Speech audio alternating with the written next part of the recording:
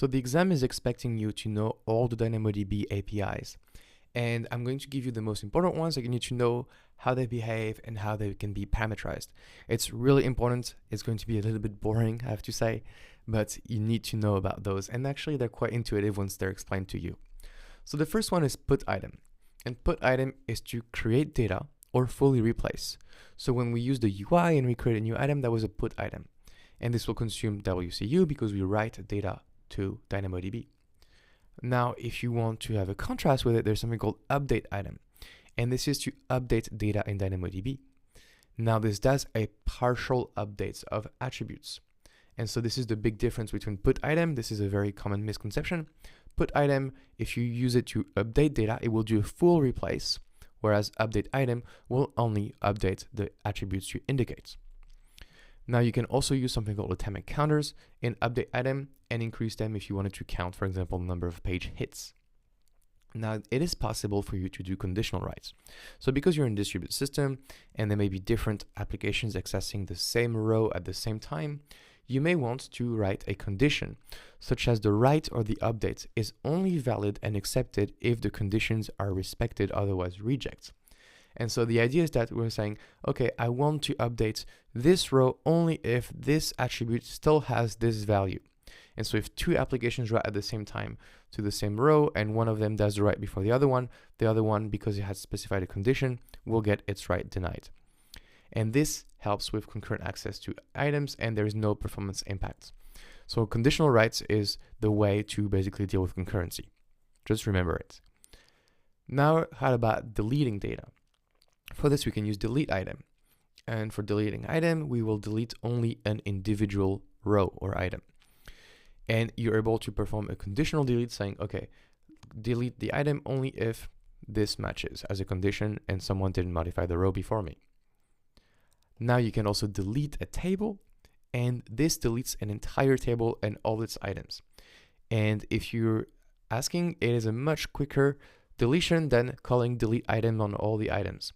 And so if you get a question exam and saying we need to wipe every day a whole table and delete all data, should you use delete item or delete table?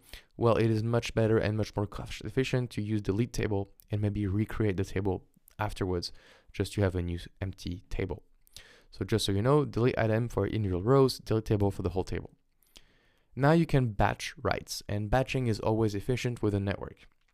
So you can do batch write item, and you can do up to 25 put item or delete item in one call. As you can see, there's no update in there. It's only for put item or delete item. So we batch 25 of these requests into one call, and we send this to DynamoDB.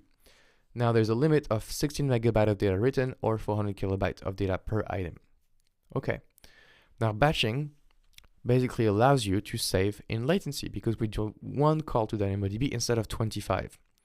And so by doing these one call instead of 25 calls, it turns out it's also more efficient because DynamoDB will perform the operations in parallel for you. And so you don't need to think about parallelism in your application. You just batch all the writes and DynamoDB will do the parallelism for you. And so if you do a batch write item, it's possible for part of a batch to fail.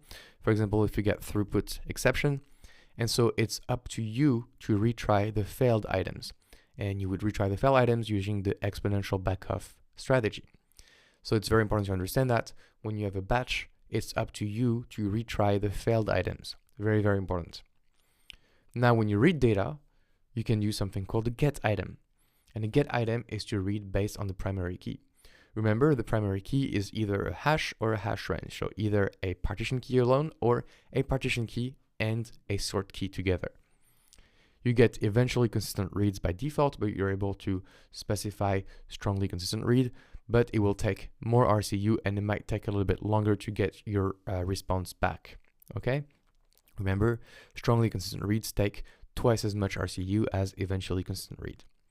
Now, very, very important, you need to remember that if you want to only get certain attributes in the result, you can use something called a projection expression.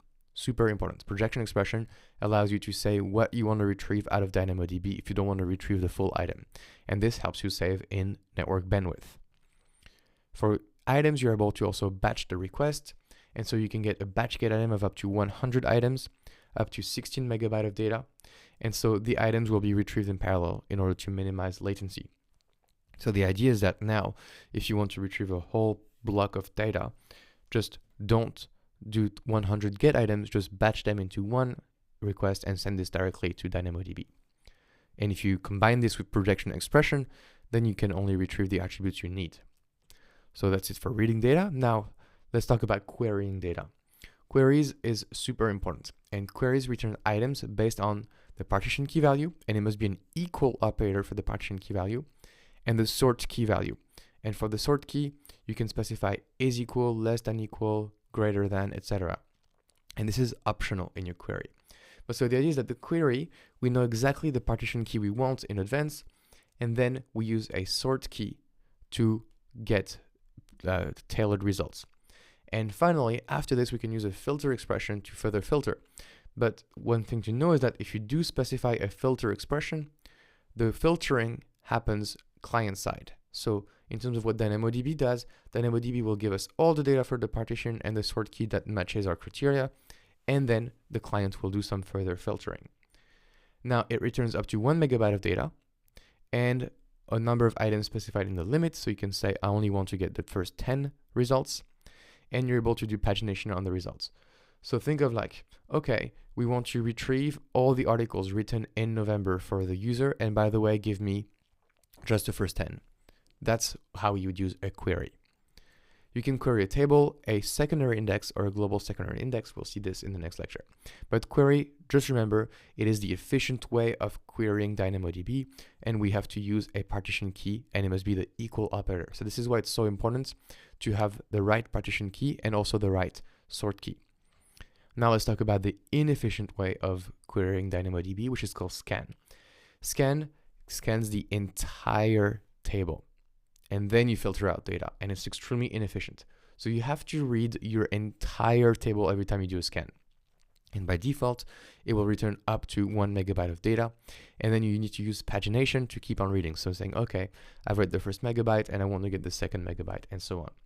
As you can expect, because you read the entire table, this will consume a lot of RCU. This is extremely inefficient. And so to limit the impact of a scan on your production workload, maybe you want to use the limit or reduce the size of the results and pause from now and then, because it consumes so many RCUs. Now, if you wanted a faster performance for scan, you could use parallel scan, because scan will scan basically different partitions at the same time. You can use a parallel scan to scan partition 1, partition 2, partition 3, partition 4, using different instances. And so obviously this will increase the throughput, but also this will make your RCU consume skyrocket. And so this is a more efficient way of scanning, faster, but you will maximize your RCU. If you wanted to limit the impact of parallel scan, you would do it just like for scan, so you would use the limits in terms of megabytes or in terms of number of rows returned. Finally, for scan, you can also use a combination of projection expression and filter expression. So scan, just so you know, extremely inefficient, consumes a lot of RCU, and use parallel scan if you wanted to improve the performance of it at the expense of using more RCU. So that's it for all the boring APIs, but you have to know them. In the next lecture, we're just going to go and practice them one by one.